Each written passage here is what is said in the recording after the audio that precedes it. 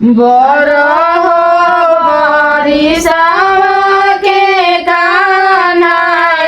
गनवा बीच खाड़ भइले हो आमा काहे बैठेलु मनवा मारी त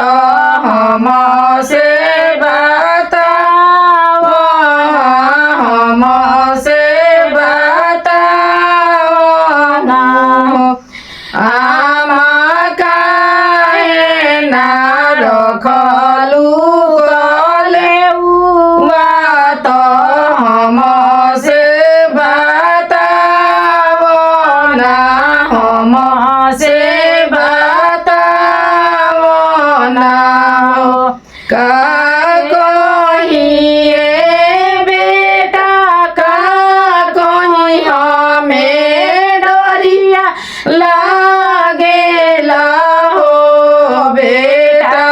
आई गइले मथुरा से चिठिया सुनी के डरिया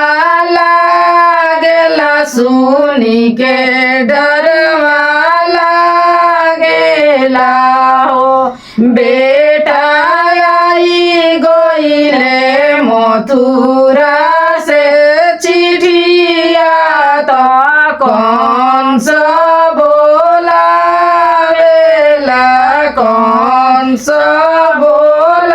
बोलावेला हो हाली हाली आमा हाली हाली कलेउआ तू रे हूँ कलेउआ तू दे हूँ ना हो आमा हम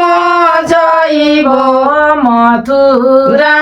नगरिया त कौन सा बोलावेला कौन सा बोलावेला हो आतना बचन सुध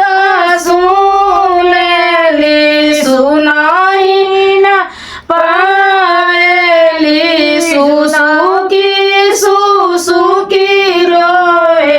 बिलखी बिलखी रोए हो कान्हा तुई हमारा जिए के सहारवा तो हम ही नहीं जाए देबो हम ही नहीं जाए देबो कान्हा तुम्ही हमारा जिए के सहारा तो हम ही नहीं भेजबी हम ही नहीं भेजबी अतना बचन कान्हा सुनेले मैया समझावे मैया समझावे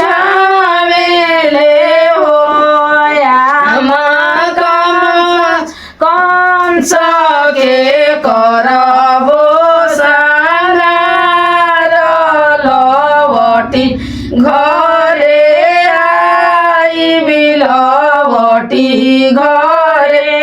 आई आमा हम जाइबो मथुरा नगरिया त कंस मारी